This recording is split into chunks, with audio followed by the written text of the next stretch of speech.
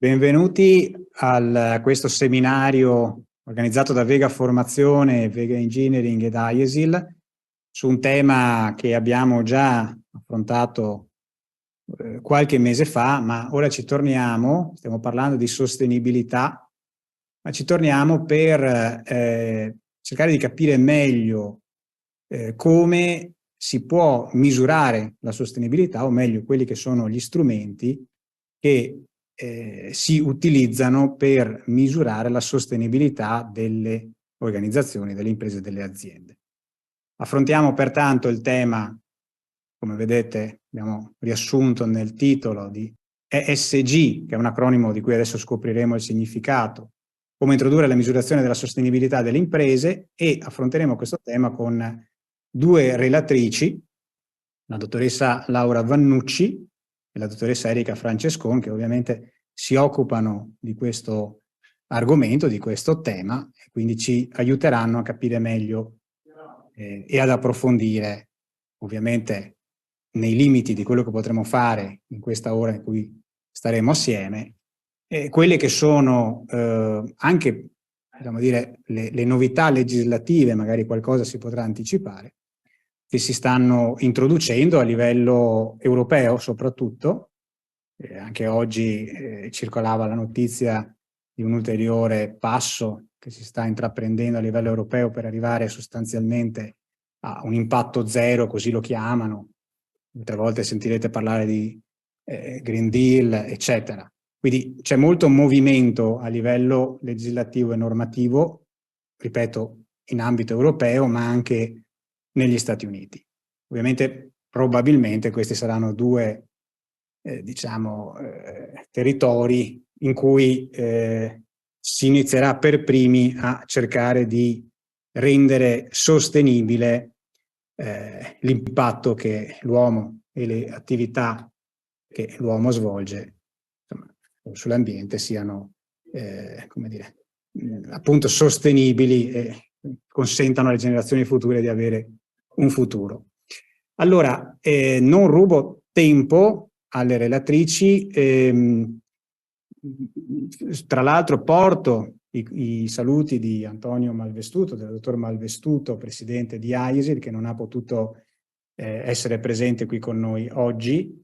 IESIL è un'associazione con cui noi collaboriamo da molto tempo, è un'associazione che riunisce le imprese esperte in ambito di sicurezza sul lavoro e di ambiente, e ovviamente è un'associazione con cui sempre riusciamo ad avere dire, un supporto nel diffondere anche queste iniziative tese a sensibilizzare gli addetti ai lavori e non solo sulle tematiche della sicurezza e dell'ambiente.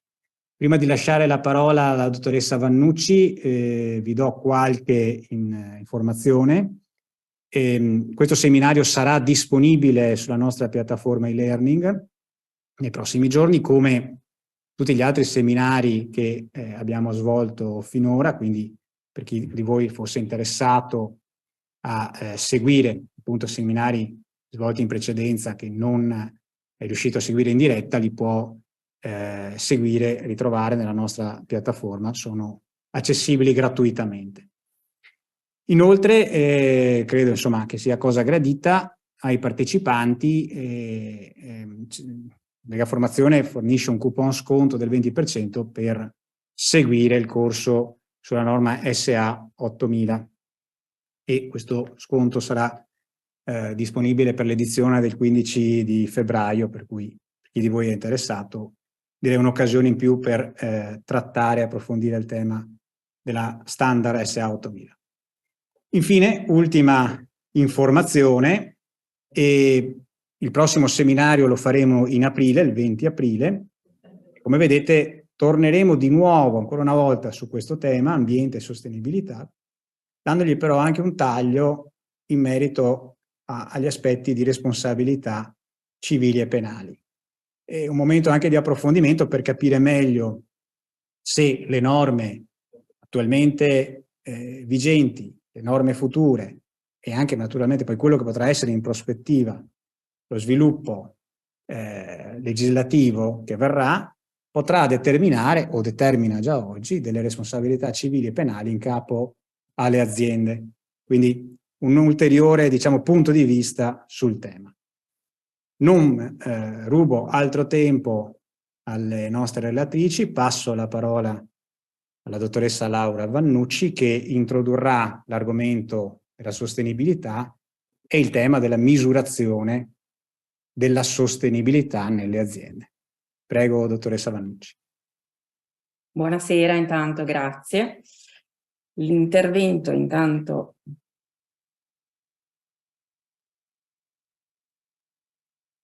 condivido lo schermo.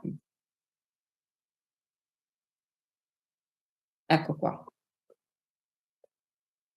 Bene, l'argomento che tratterò è incentrato una parte sul tema della sostenibilità, affrontandola da un lato per introdurre, diciamo, la misurazione. Cercheremo di capire che cos'è la sostenibilità, quali sono gli elementi, perché ne parliamo e anche perché sentiamo sempre di più e le aziende sentono sempre di più la necessità di misurare la sostenibilità. Quindi se da un lato affrontiamo gli aspetti di comunicazione, e vedremo anche da questo punto di vista, dall'altro appunto l'aspetto di andare a misurare degli aspetti di sostenibilità che possiamo comunicare in modo molto più concreto.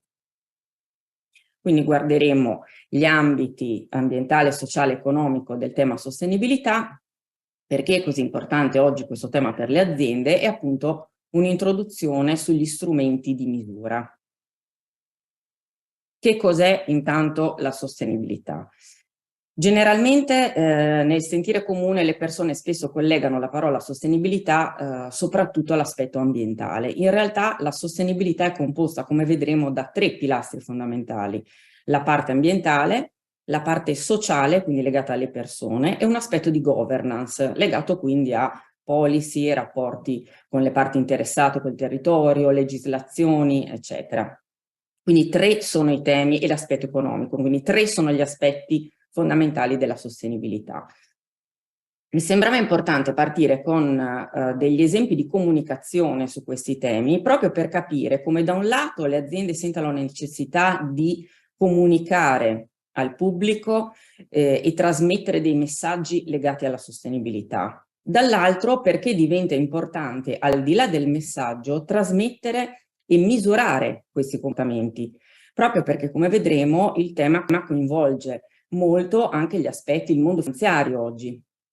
Quindi da un lato vediamo degli esempi di comunicazione, quindi Vivienne Westwood per esempio, stilista recentemente mancata, che lanciava questo messaggio buy less, proprio perché, ripreso anche da pubblicità più recenti di altri marchi, di altre aziende nel settore della moda, il fatto di invitare i consumatori ad acquistare di meno. Questo può sembrare un messaggio fuorviante e particolare, diciamo, per dei prodotti anche di massa, ma che in realtà nasconde un messaggio legato alla sostenibilità. Quindi acquistate capi, che il messaggio è questo, che possiamo utilizzare più a lungo acquistandone di meno e prestando attenzione a come sono stati realizzati. Quindi da un lato l'impatto che la produzione può avere sulle persone e ovviamente sull'ambiente, legata al fatto anche della carenza di materie prime oggi. Ma questi messaggi non sempre hanno degli effetti così lineari. L'altro messaggio che vi ho messo è questo di Patagonia, che circa nel 2011, se non sbaglio, Yvon Chouinard, il fondatore di Patagonia, aveva lanciato durante un Black Friday: "Don't buy this jacket". Con questo messaggio Patagonia ha venduto il 30% in più di quel modello di giacca. Quindi anche come consumatori non sempre la reazione è così lineare tra l'impegno che dichiariamo e poi il comportamento che ne consegue, no? Quindi le aziende hanno comunque capito l'importanza del tema sul mercato, che sia un mercato di consumatori finali o che sia un mercato di altre aziende. Vi faccio vedere anche uno spot di IKEA. You have the power to make a difference from the moment you wake up. Power your home with the sun. Refresh with a low-flow shower. Feels good. Air dry your laundry instead of tumbling. Eat more leftovers and reuse a humble bag. Leave the car and use your legs. In a rush? Take the bus. Become an expert recycler. Easy peasy. Enjoy fresh local produce. Make the things you love last longer. And give old treasures a second life. Good friends, they could last forever. For 0 food miles, grow your own. For an extra quick meal, use a pressure cooker and induction hob. Eat more greens. Why not try some veggie balls? Choose a low-flow tap. Power up your car with clean power. Power down your heating or aircon. All you need is great insulation. And LEDs? Always a bright idea. What a difference a day makes.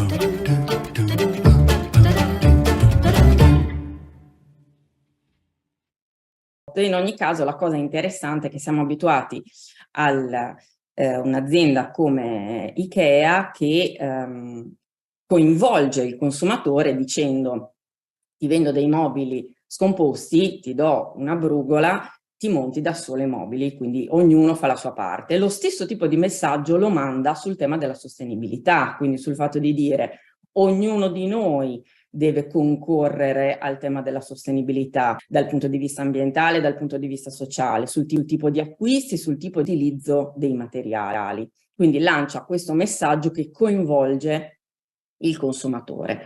Perché vi ho fatto vedere questi aspetti, questo tipo di comunicazione? Perché comunque da un lato il mercato fa queste richieste e le aziende rispondono con una comunicazione, ma come vedremo diventa sempre più importante, al di là del messaggio che l'azienda può mandare sugli aspetti ambientali, sugli aspetti sociali, una parte importante è riuscire a misurare quelli che sono poi i comportamenti sostenibili, proprio per dare concretezza e anche in qualche modo uniformità ai comportamenti. Quindi in particolare vedremo con quali strumenti.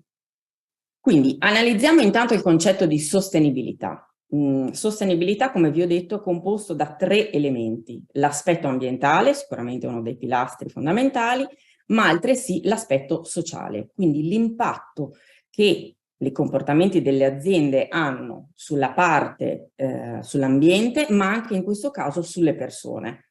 E intendiamo con aspetto sociale, come vedremo, un termine in un'accezione molto ampia, quindi non sono solo i lavoratori, ma il territorio, la comunità, la catena di fornitura, per esempio, eccetera. Quindi sostenibilità è un po' la capacità del nostro pianeta di sopportarci sotto tutti i punti di vista. Quindi le azioni che hanno un impatto sociale, ambientale e economico, eseguite dalle aziende, influiscono un po' sulla tenuta del pianeta, e di questo ormai anche il consumatore si è reso conto. Ecco perché la spinta sul mercato è così forte in questo momento. E questi temi sono collegati. Vedremo anche poi la complessità nell'andare a misurare dei temi così diversi tra loro, trovando degli strumenti di misura che possano essere letti in modo più uniforme possibile, ma con dei parametri veramente diversi uno dall'altro. Con sostenibilità ambientale, che come dicevo è probabilmente una di quelle più conosciute, intendiamo tutti quegli aspetti che possiamo andare a verificare e misurare, tutti i comportamenti e l'impatto che l'attività delle aziende ha in termini di consumi, di emissioni, di rifiuti, di utilizzo di materie prime. Su questo tema abbiamo visto che il consumatore è particolarmente sensibile. I giovani lo sono poi in modo importante, proprio perché è un tema legato al cambiamento climatico, ma è legato anche al fatto della carenza di materie prime. Quindi alcuni comportamenti sostenibili, l'esempio di prima del buy less, sicuramente legato a un aspetto di impatto ambientale, ma anche legato al fatto che mancano alcune materie prime. Il cotone, per fare un esempio, non sono materie prime più sufficienti per il numero di persone, di abitanti che ha raggiunto ormai la Terra. Quindi ci sono più spinte, più motivazioni che oggi aumentano l'attenzione su questi temi. Sicuramente, come dicevo, i giovani sono particolarmente attenti a questi aspetti, e quindi i giovani, essendo il mercato non solo del presente ma anche del prossimo futuro, chiaramente possiamo dire che non è un tema all'attenzione soltanto di oggi, ma è un tema che sicuramente continuerà a essere importante anche nei prossimi anni. L'aspetto sociale, quello forse meno conosciuto nei temi della sostenibilità, significa andare a vedere l'impatto che il comportamento delle aziende hanno sulle persone, sui lavoratori in primis, ma sulle famiglie, sul territorio, sui clienti, sui fornitori, quindi su tutti quelli che vengono chiamati stakeholders. Se una volta si guardavano principalmente gli shareholders, quindi gli azionisti, oggi si parla di stakeholders, che sono tutti quei soggetti che hanno un interesse non necessariamente economico nell'attività di un'azienda, quindi che in qualche modo sono influenzati e che possono influenzare l'attività di un'azienda. Quindi questo aspetto di sostenibilità sociale significa andare proprio ad analizzare questo tipo di elementi.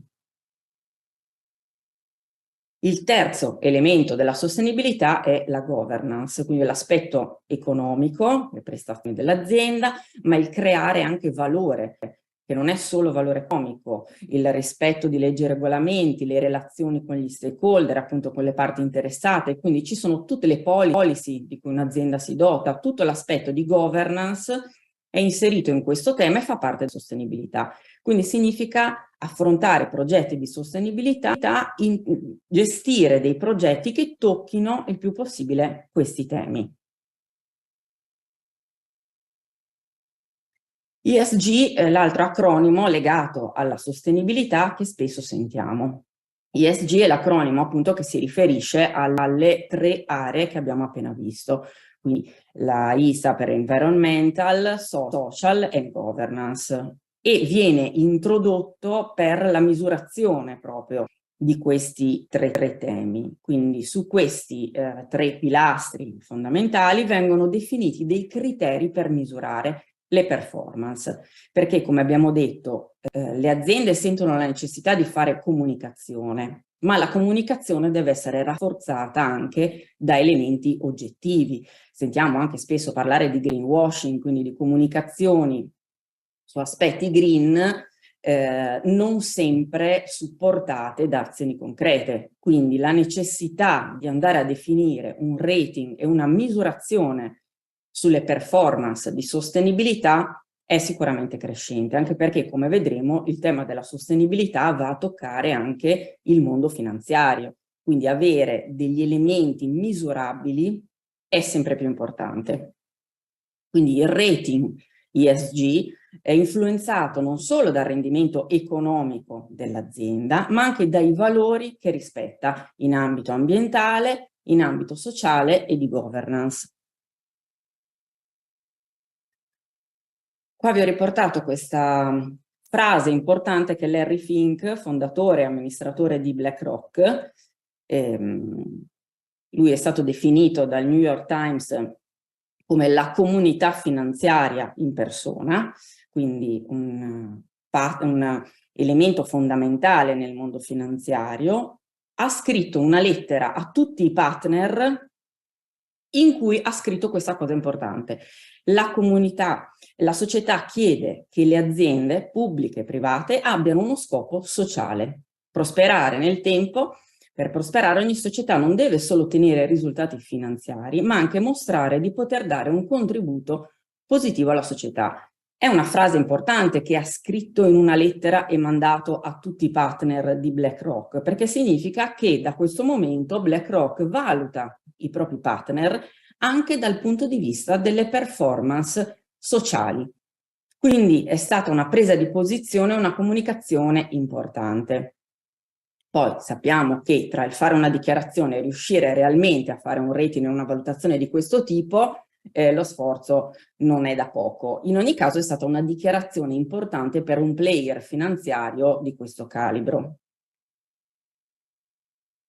E da qua la necessità che vi dicevo prima di misurare. Nel momento in cui la sostenibilità entra nel mondo della finanza, avere dei parametri per valutare le aziende diventa fondamentale.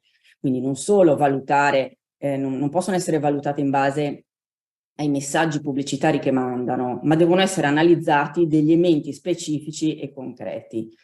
Nel 2004 l'allora segretario delle Nazioni Unite Kofi Annan aveva invitato più di 50 CEO delle principali istituzioni finanziarie a partecipare proprio a questa iniziativa che spingeva a integrare i valori ESG, quindi ambiente, sociale e governance, nei mercati dei capitali.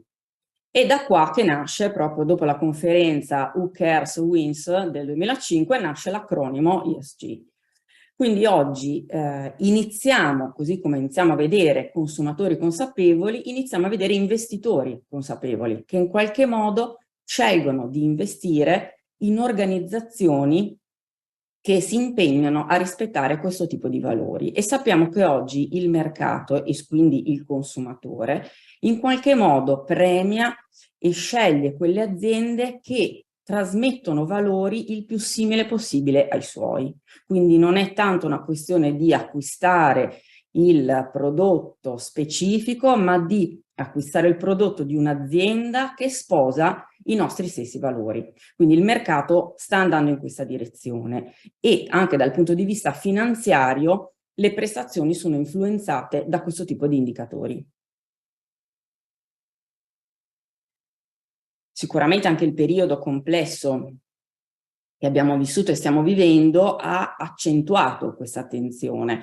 La paura per il futuro ha portato il consumatore non solo a voler comprare la cosa giusta, come dicevo adesso, ma anche in qualche modo a voler salvare il pianeta e a premiare quelle aziende che sente vicino a lui in questa lotta. Quindi più l'azienda è sentita vicina come valori al consumatore, maggiore sarà anche la fedeltà, perché sappiamo che quello che cercano anche oggi le aziende è la fedeltà nei propri consumatori.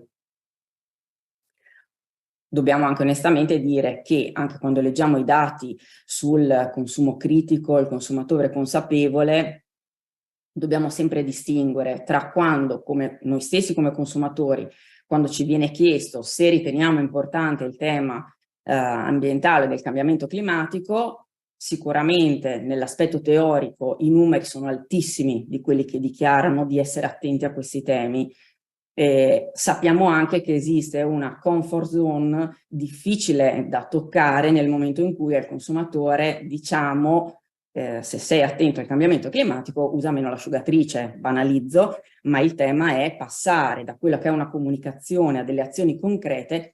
Sappiamo benissimo anche come consumatori che ha dei rapporti diversi. Facciamo una parentesi parlando di ESG e appunto di sostenibilità anche sui 17 goals dell'ONU. Altro strumento importante e anche in questo caso che si va a intrecciare con strumenti come il bilancio e come le forme di rendicontazione e di misurazione. Questi sono 17 macro obiettivi di sostenibilità, quindi possono essere suddivisi nelle aree ambiente, sociale e governance, obiettivi del 2030. Hanno 169 sottobiettivi. La cosa interessante è che questi possono essere obiettivi per i paesi che li traducono in leggi, possono essere obiettivi per le aziende che vanno a misurare cosa fanno per contribuire al raggiungimento di questi obiettivi. Per esempio, leggiamo il numero 1 e il numero 2, lotta alla fame e la povertà nel mondo. Cosa fa un'azienda per lottare su questi temi? Il pagamento della retribuzione al proprio personale contribuisce a un miglioramento anche di temi di questo tipo. Quindi ogni azienda sulla riduzione dell'acqua, sul consumo energetico, può andare a misurare cosa fa per contribuire al raggiungimento di questi obiettivi, ma possono essere degli obiettivi anche per il singolo cittadino. Quindi declinati in modo diverso, questi macro obiettivi possono essere obiettivi per tutti. L'Europa sta puntando tantissimo su questo strumento e in generale sulla sostenibilità, perché è un elemento considerato strategico per lo sviluppo delle aziende europee. Non siamo tipicamente forti su prodotti di massa e quindi non siamo pronti per una guerra sui prezzi come aziende europee, ma sicuramente possiamo essere premiati sul mercato nel momento in cui, oltre a proporre prodotti e servizi di fascia medio-alta, riusciamo a garantire il rispetto di questi criteri. Quindi dall'Europa è visto come un elemento assolutamente strategico. Una serie di benefici ovviamente sono legati a questi aspetti in termini di riduzione del rischio, dei costi anche, di gestione delle risorse, quindi di impatti positivi che questi stessi obiettivi possono avere anche sull'azienda. Vi dicevo l'importanza della misurazione. Proprio nel momento in cui andiamo a toccare degli ambiti importanti, sia di comunicazione che deve essere supportata da dati, sia dell'ambito finanziario, misurare diventa fondamentale. Vedremo poi nella seconda parte l'aspetto più in dettaglio dei bilanci di sostenibilità, quindi faccio solo un'introduzione, soprattutto per capire anche l'ambito e il coinvolgimento delle aziende. Il bilancio di sostenibilità è uno strumento di rendicontazione in cui vengono comunicati i dati, le performance delle aziende sui temi relativi alla parte sociale, ambientale e di governance, secondo un criterio, per esempio lo standard più utilizzato è il Global Reporting Initiative, che dà appunto delle indicazioni su come rendicontare. Ad oggi le aziende che sono tenute alla presentazione di quella che viene chiamata la relazione non finanziaria, quindi di fatto un bilancio di sostenibilità, sono le aziende quotate, le aziende del settore bancario e assicurativo e quelle di grandi dimensioni. Per il resto è volontaria l'adozione di questo strumento, ma la cosa interessante è che la Comunità Europea ha già raggiunto un accordo attraverso questa Reporting Directive, secondo la quale dal 2024 in modo progressivo verrà ampliato il numero delle aziende coinvolte dalla rendicontazione, dalla relazione obbligatoria, che dovrà essere anche certificata e sottoposta a una sorta di verifica, di controllo indipendente. Quindi non coinvolgerà più soltanto le aziende sopra i 400 dipendenti, ma quelle oltre i 250, quindi si stringono un po' le maglie in qualche modo, e più aziende saranno coinvolte in questo tipo di attività. Non saranno necessariamente le aziende quotate, ma le aziende sopra un fatturato previsto di 40 milioni di euro. Quindi aumenterà il numero di aziende coinvolte su questo tema. Ma vediamo la necessità anche su aspetti singoli poi di spingere le aziende verso questa rendicontazione, perché in qualche modo si sente l'esigenza di creare anche dei parametri di riferimento. Finché non riusciamo ad avere un numero importante di bilanci su questi temi, non riusciamo a creare anche dei benchmark realistici per settori o per caratteristiche aziendali. In questo modo potrà essere più sfidante anche raggiungere degli obiettivi quantitativi. Per concludere, un altro elemento è quello del Dow Jones Sustainability Index. Vi ho parlato dell'aspetto del coinvolgimento del mondo finanziario. Questo indice valuta le aziende che sono più performanti sulla base di criteri sì economici ma anche ambientali e sociali. È stato lanciato nel 99 e appunto crea un paniere di aziende, un gruppo di aziende nei vari settori economici e seleziona quelle che sono considerate più performanti dal punto di vista della sostenibilità. Si compongono quindi questi indici borsistici di titoli selezionati proprio nella valutazione delle aziende in base ai criteri ESG. Vi ho messo sotto degli esempi di aziende italiane certificate, è un elenco ovviamente molto più ampio, disponibile, che si trova anche online, proprio per capire come questi elementi vadano a influenzare anche gli aspetti di investimento. Quindi in generale emerge la necessità e la volontà di premiare le aziende che rispettano, che sono più performanti su questi criteri, perché si è visto che sono aziende meno esposte dal punto di vista anche della reputazione, oltre che dagli aspetti legali, quindi la solidità in qualche modo dell'azienda va di pari passo con il rispetto dei criteri di sostenibilità. Io intanto vi ringrazio e passo la parola all'ingegner Maritano. Grazie. Ringraziamo la dottoressa Vannucci che direi ha inquadrato il tema, sebbene diciamo da un punto di vista generale, ma in modo molto, molto chiaro.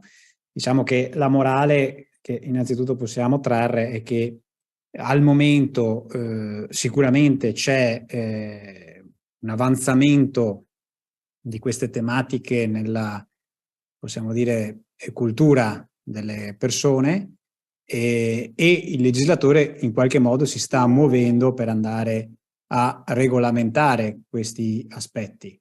La cosa interessante credo sia appunto capire come si possono poi misurare questi fattori che in qualche modo dovrebbero dare un'indicazione di quanto è sostenibile appunto l'attività, e credo che adesso la dottoressa Francescon dovrebbe darci qualche aiuto a capire quali sono gli strumenti poi che si utilizzano per fare una rendicontazione, diciamo, di sostenibilità di un'azienda. Quindi passo la parola alla dottoressa Francescon. Prego.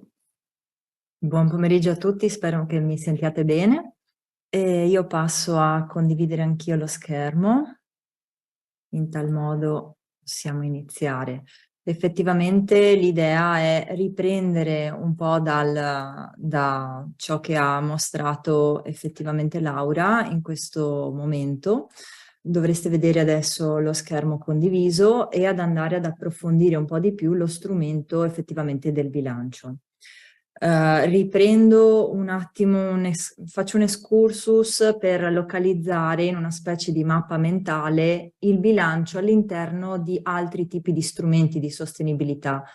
Probabilmente molti di voi che state ascoltando avete già sentito o applicato alcuni di essi, quindi avere anche un'idea di che cosa differenzia uno strumento dall'altro ci rende un po' ci fa capire un po' il panorama degli strumenti attuali di sostenibilità. Ovviamente siamo in un momento completamente in divenire, sia per quanto riguarda il bilancio. Infatti le novità che Laura menzionava sulla CSRD è solo una delle tante novità che ormai sentiamo quasi settimanalmente su direttive europee, piuttosto che nuove certificazioni, nuovi strumenti, cioè tutto ciò che vediamo attualmente è un processo. Si stanno aumentando la quantità degli strumenti che abbiamo a disposizione, ognuno avrà il suo obiettivo e quindi tendenzialmente c'è questa spinta da parte di tutti i settori, quindi regolatore, ma anche aziende, ma anche mondo finanziario, come abbiamo appena visto,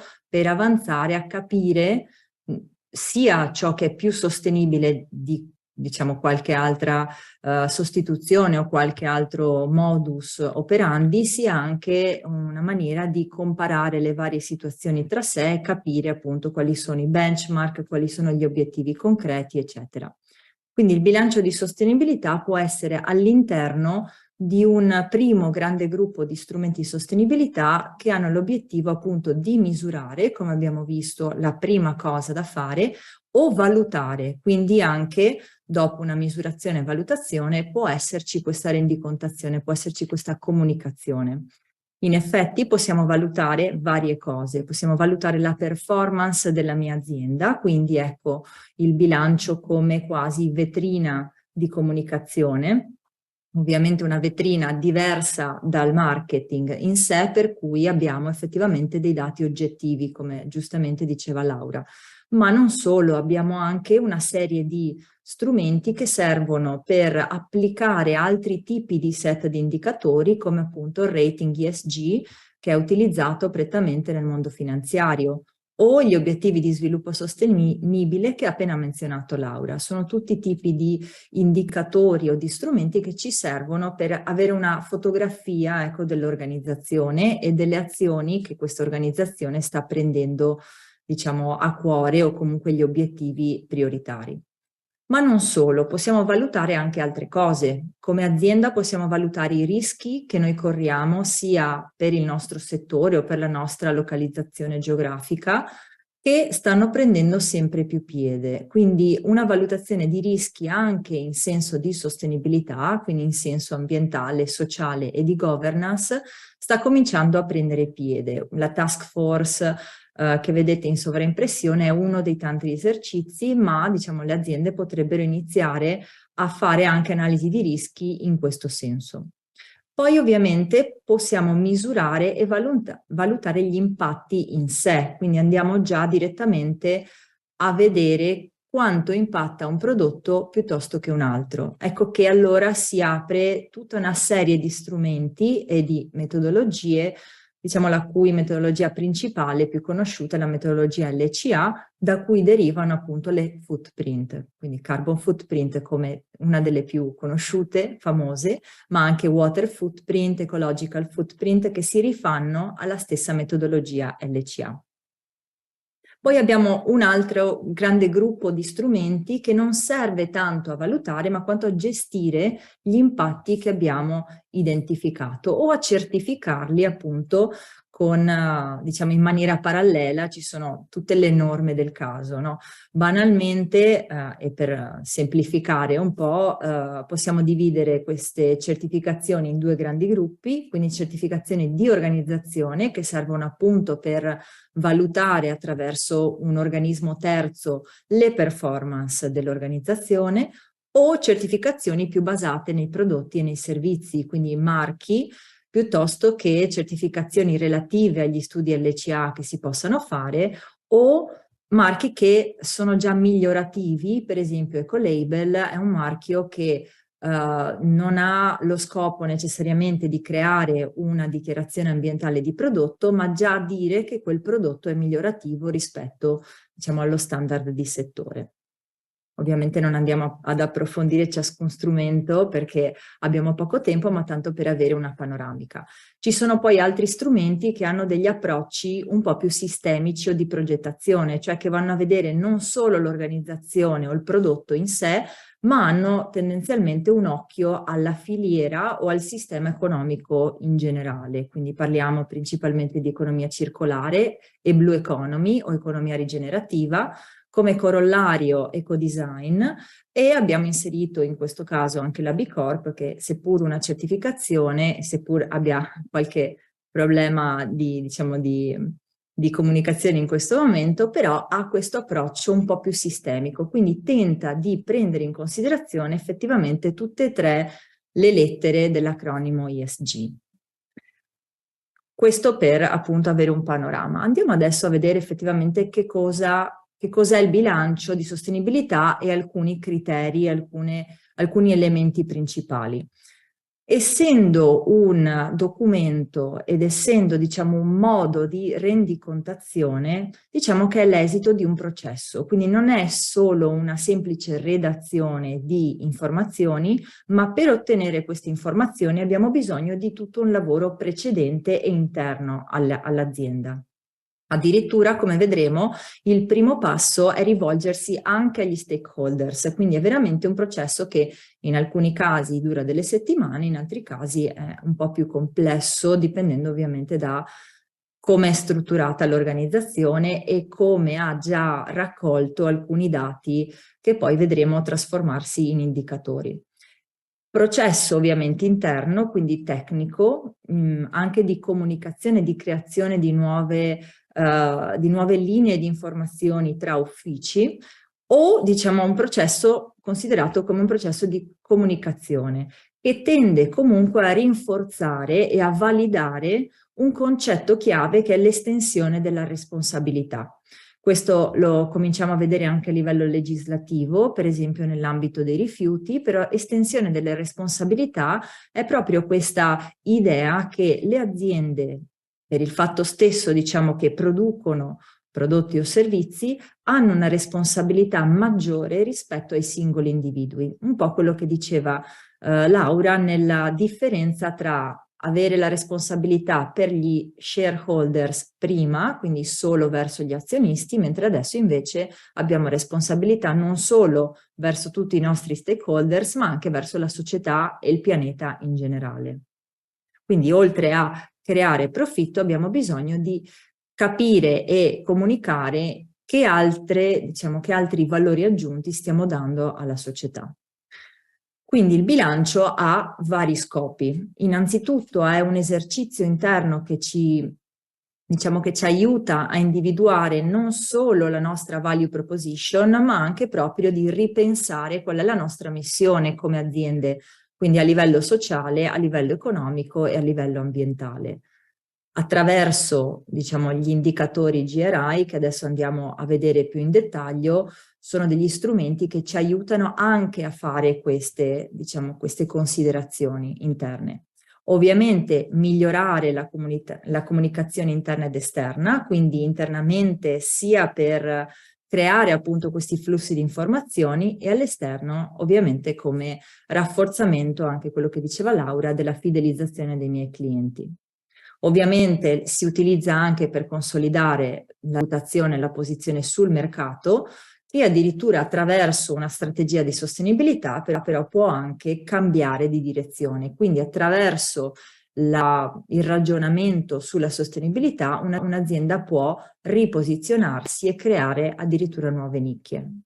Ovviamente bisogna anche dar conto degli obiettivi, quindi il bilancio di sostenibilità non è un documento in cui già dal primo esercizio facciamo diciamo eco di quanto bravi siamo o di quanto sostenibili siamo, ma è anche solo semplicemente una fotografia con degli obiettivi a futuro. L'importante è ovviamente che questi obiettivi siano stati pensati perché sono dichiarati e negli anni a seguire ovviamente bisognerà rendicontare anche cosa è successo con questi obiettivi, quanto abbiamo avanzato, se non abbiamo avanzato perché, quindi l'importante è centrare o crearsi degli obiettivi ovviamente giusti per la dimensione e diciamo le politiche aziendali e quindi comunicarlo in maniera trasparente senza, adesso vedremo, disequilibrare un po' l'informazione. Abbiamo già detto fornire a tutti gli stakeholders un quadro complessivo della performance, è l'obiettivo numero 1 del bilancio. Illustrare quindi tutto ciò che ha impatto diretto e indiretto, positivo e anche negativo sugli stakeholders, l'ambiente e l'economia. In questo ci aiutano molto gli indicatori GRI perché appunto ci danno delle chiare indicazioni anche su come rendicontare gli impatti negativi. Ovviamente la governance in questo ne esce molto rafforzata per tutto l'esercizio che implica realizzare il bilancio. Si cominciano anche a chiudere un po' i gap informativi perché magari all'inizio dell'esercizio di rendicontazione ci rendiamo conto che magari da gestionale non abbiamo alcuni dati e dobbiamo cominciare a produrli. Anno dopo anno chiudiamo appunto questa incompletezza informativa e utilizziamo il dialogo, quindi questo strumento, per rafforzare la relazione con gli stakeholders, quindi innanzitutto fidelizzare il cliente. Perché utilizziamo principalmente gli indicatori GRI che vedete in effetti qui in sovraimpressione?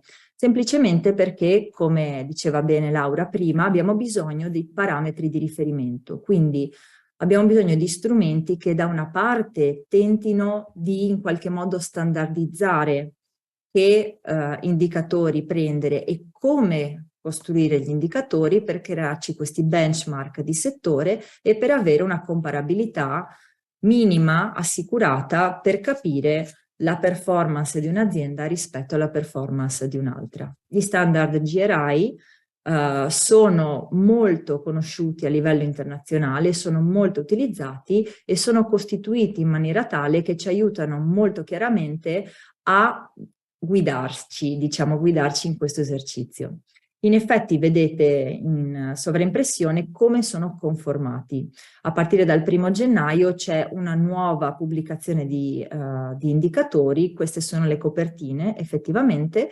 Ci sono 3 primi documenti che sono gli standard universali che tentano di guidarci per come iniziare questo esercizio. Quindi ovviamente requisiti e principi standard per tutte le organizzazioni, non importa che dimensione, non importa che settore.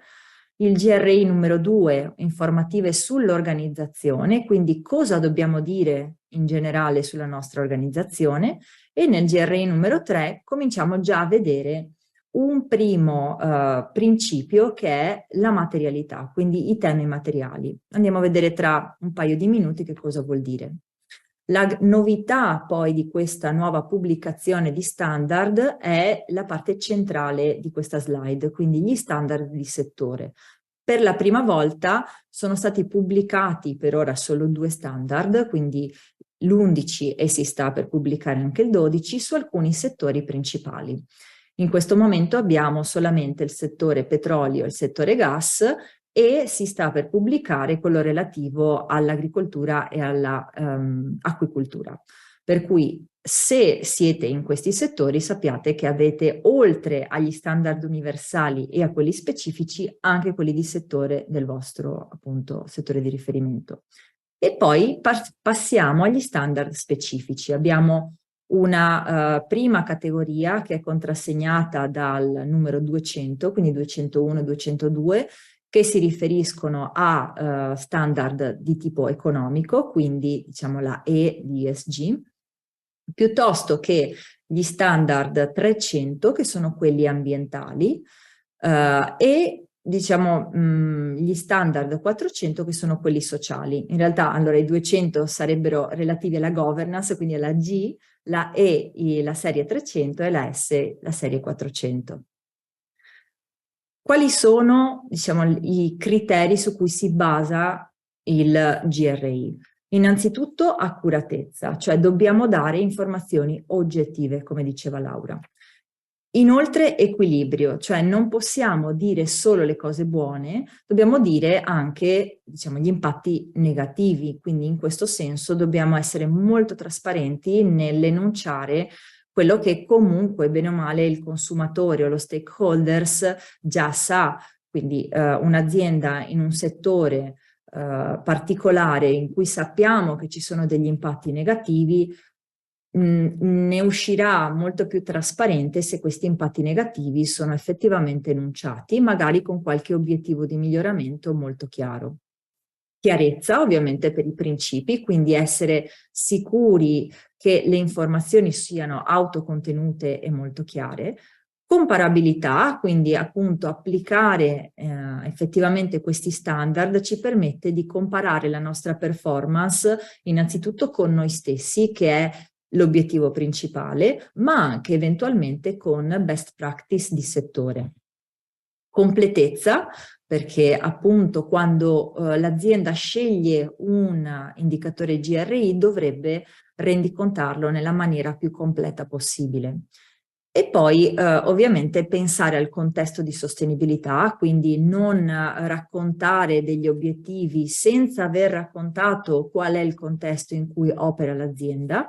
Tempestività, nel senso di dover rendicontare il periodo appena precedente all'anno in corso, per cui se siamo nel 2023 l'esercizio di rendicontazione lo dovrei fare per il 2022, ma non ha nessun senso pubblicare un bilancio di sostenibilità oggi per l'anno 2021, per esempio. E verificabilità, quindi la capacità di avere tutte le informazioni a mano nel caso qualche stakeholder ci venisse a chiedere qualche informazione aggiuntiva o l'effettiva fonte dei dati che stiamo pubblicando.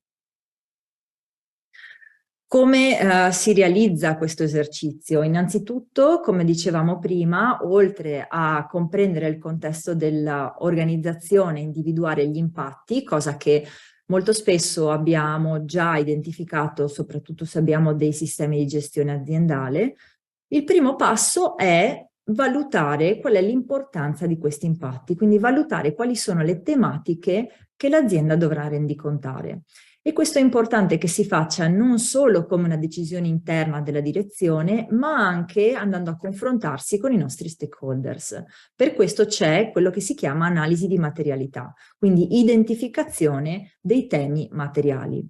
Ogni qualvolta che abbiamo di fronte una tematica importante o per l'azienda o per lo stakeholder, abbiamo di fronte un tema materiale. Questo riusciamo a evidenziarlo attraverso appunto un esercizio che si chiama appunto esercizio di materialità, nel quale andiamo a stilare una lista di tematiche il più esaustiva possibile da parte dell'azienda e si sottopone questionario o comunque un'inchiesta ai nostri stakeholders più importanti, quindi sia dipendenti, collaboratori, ma anche clienti, fornitori, alcuni meccanismi, diciamo organismi magari di controllo, o dipendendo da come è conformata la mia azienda, sceglierò via via gli stakeholders a cui proporre questi temi materiali. E i miei stakeholders mi dovranno dire da 1 a 5, da 1 a 10, qual è l'importanza che loro danno a quel tema per essere poi da me rendicontato come azienda. Una volta che abbiamo un'idea, diciamo, dei risultati di questo sondaggio, di questa inchiesta, possiamo costruirci un grafico cartesiano in questo senso. Questo è un esempio di SNAM, ma io avrò nell'asse orizzontale il livello di importanza per la mia azienda di ciascun tema, e nell'asse verticale invece dovrò localizzare l'importanza per i miei stakeholders di quegli stessi temi. Tutto ciò che risulta poi nel mio grafico in alto a destra, quindi in questo caso nel quadrato in azzurro, è obbligatoriamente da rendicontare, quindi è considerato un topico di materialità. Ovviamente ho la possibilità di scegliere anche tutti gli altri topici, quindi non sono limitata per rendicontare solamente quelli che trovo nel quadrante azzurro. Posso anche strategicamente sceglierli tutti. E vedete che effettivamente ci sono sia topici di tipo economico o di governance, sia topici sociali, sia ambientali. Vi faccio vedere altri esempi per mostrarvi come poi ogni azienda declina questo tipo di esercizio. Quindi c'è la possibilità di farlo in varie maniere, con più o meno tematiche. Infatti questo è Danone, vediamo che le tematiche sono più dell'esercizio precedente, qui ne abbiamo un po' meno e non sono divise in settori. Invece in questo esempio, che è di Lavazza, vediamo che c'è già una priorizzazione a prescindere dei topici di materialità, e l'esercizio si vede ben diverso.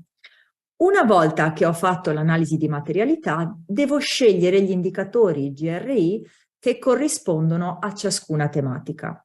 Ma non solo dovrò rendicontare il numero o comunque ciò che mi chiede, diciamo, l'indicatore in sé. Infatti devo rendicontare non solo questo, non solo quindi il numero, ma anche la spiegazione dei motivi per i quali un tema è materiale, quindi la spiegazione a livello proprio anche di direzione, quindi di management.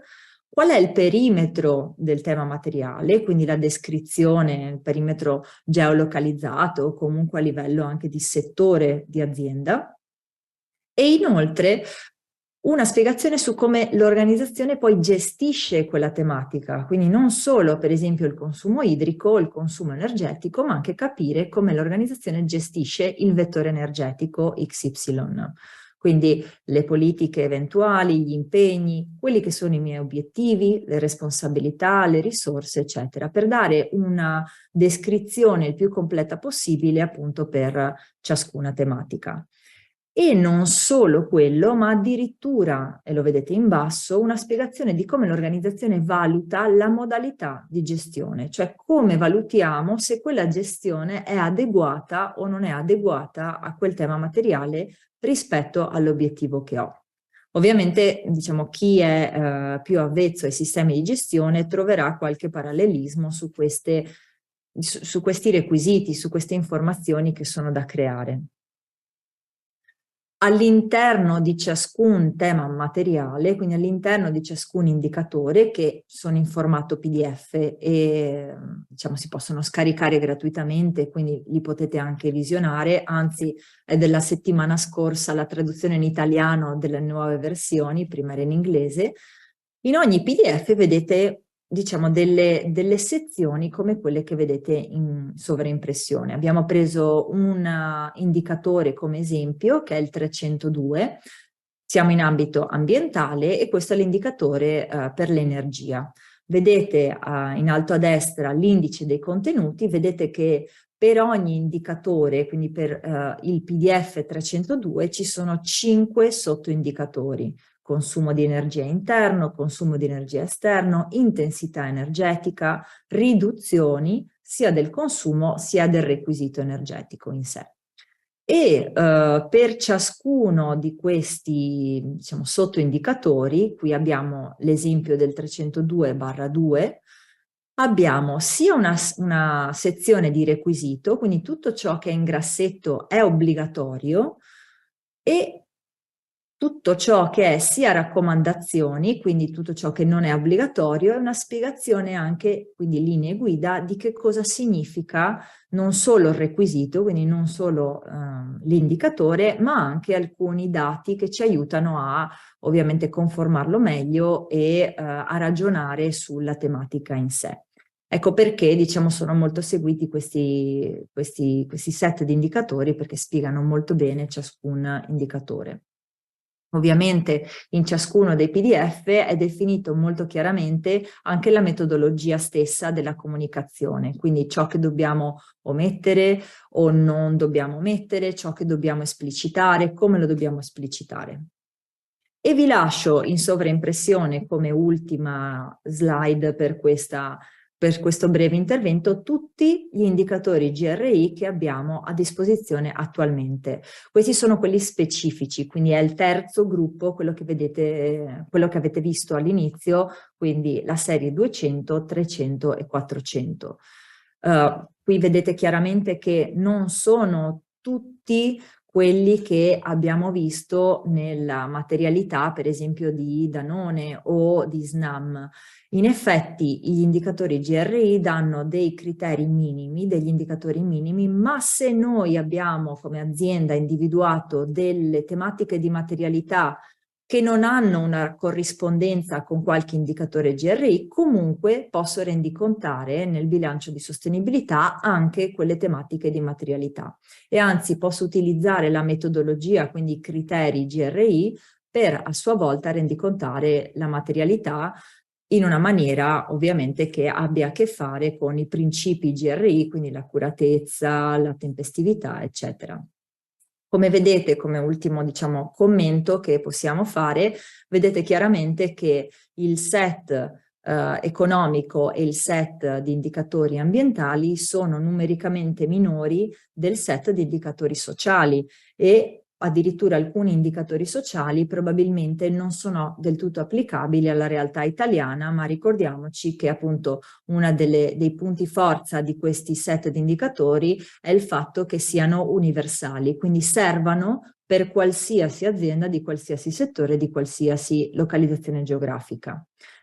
Ovviamente questo rinforza il fatto che la sostenibilità sociale è alla pari, ha un'importanza alla pari, se non di più, della sostenibilità ambientale ed economica, nel senso che quello che dicevano appunto anche i 17 obiettivi di sviluppo sostenibile, se non ci sono delle basi sociali solide, non possiamo neanche pensare di arrivare agli obiettivi dell'Agenda 2030.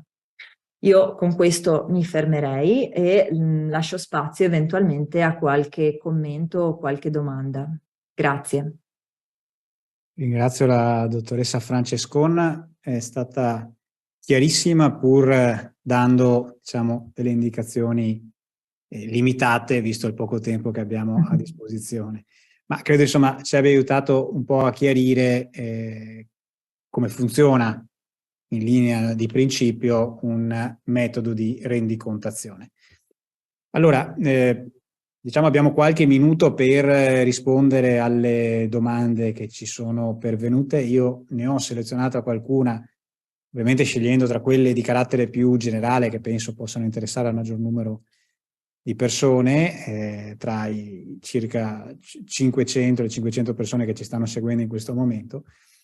Allora, una domanda che è anche ricorrente, forse dobbiamo ripetere alcune cose che avevamo detto in precedenza in modo un po' più ordinato, è: ma chi è al momento, in questo momento, tenuto, obbligato a fare la rendicontazione? Questa è una domanda che vedo ovviamente interessa tutti i presenti per dire su chi ricade questo. È un obbligo, tra l'altro, se non lo faccio cosa succede? Non so chi tra le nostre relatrici vuole rispondere a questa domanda. Non so, Laura, se preferisci.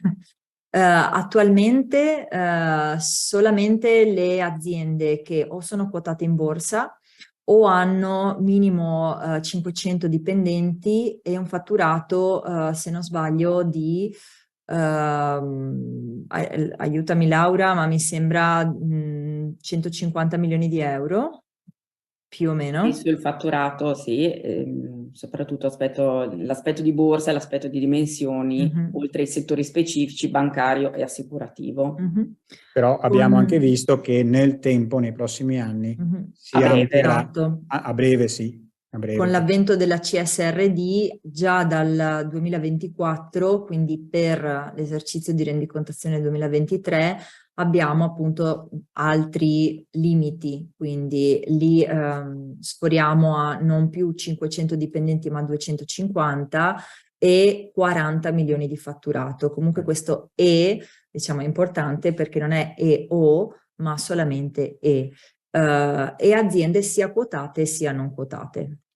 Comunque, come vediamo, come accennavo anch'io all'inizio, il legislatore sta ampliando sempre di più, diciamo, il campo di applicazione di queste normative. E quindi la spinta europea sì, è forte su questo.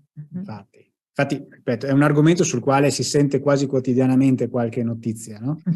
Esatto, sì. Ci sono varie politiche non solo sulla rendicontazione, ma anche sulla produzione di dati, per cui c'è anche sulla tavola la nuova proposta di regolamento ecodesign che va a ampliare a sua volta, diciamo, sia le categorie della vecchia direttiva ecodesign, prendendo proprio tutti i prodotti, tutte le categorie di prodotto e con altri tipi di requisiti, quindi il regolatore sta avanzando molto velocemente anche per quanto riguarda, non so, la tassonomia sociale che stanno avanzando, piuttosto che l'applicazione della tassonomia ambientale.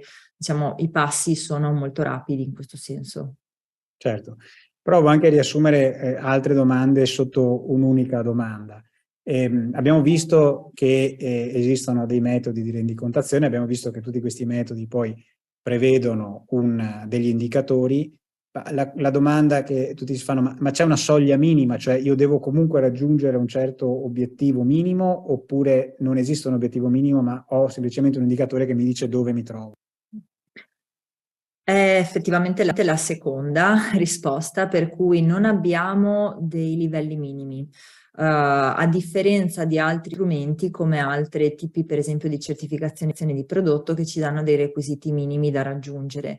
La cosa, diciamo, bella anche del bilancio di sostenibilità è che un'azienda è un po', diciamo, in carriera con se stessa, quindi si pone degli obiettivi e l'importante è che li porti avanti e che magari l'anno successivo non ne appaiano di completamente nuovi, no? Quindi un po' è il percorso di coerenza dell'azienda. Hanno fatto proprio lo strumento di bilancio senza minimi necessari appunto per questo, perché non è fattibile, non è neanche conveniente mettere dei criteri minimi per delle realtà veramente così diverse. Certo, quindi diciamo che l'azienda entra in gioco pubblicando sostanzialmente le sue performance dal punto di vista di sostenibilità e questo nell'ottica poi di intraprendere un dialogo che da quello che abbiamo capito deve esserci sin dall'inizio con gli stakeholders per poi in qualche modo dimostrare che lei è proattiva alla ricerca di una sostenibilità sempre maggiore delle sue attività. In questo momento lo schema, sto cercando di riassumere brutalmente in modo molto, però lo schema diciamo che si sta applicando è questo. Esatto. Me lo confermate? Esatto. Ok, perfetto. Benissimo. Allora io mi fermo perché abbiamo diciamo raggiunto il tempo che ci eravamo promessi di impiegare per cercare un po' di fare chiarezza su questi aspetti. Ringrazio tantissimo le nostre relatrici che ci hanno introdotto in su questi temi, riassumendoli e fornendoci, come dicevo, gli elementi fondamentali. Rinvio chi volesse ulteriori informazioni in merito al prossimo seminario, che come vi ho annunciato lo faremo in aprile, il 20 di aprile, nel quale ulteriormente andremo a approfondire questa tematica, anche andando a cogliere quelli che possono essere gli aspetti diciamo di responsabilità civili o penali che in qualche modo possono esserci alle spalle, nascosti, diretti o indiretti, su questi temi. Pertanto ringrazio di nuovo le nostre relatrici, ringrazio tutti quelli che ci stanno seguendo e ci rivediamo ad aprile di nuovo su questo tema della sostenibilità che, come penso abbiate colto, ci sta molto a cuore. Grazie a tutti. Buonasera. Grazie, buona serata.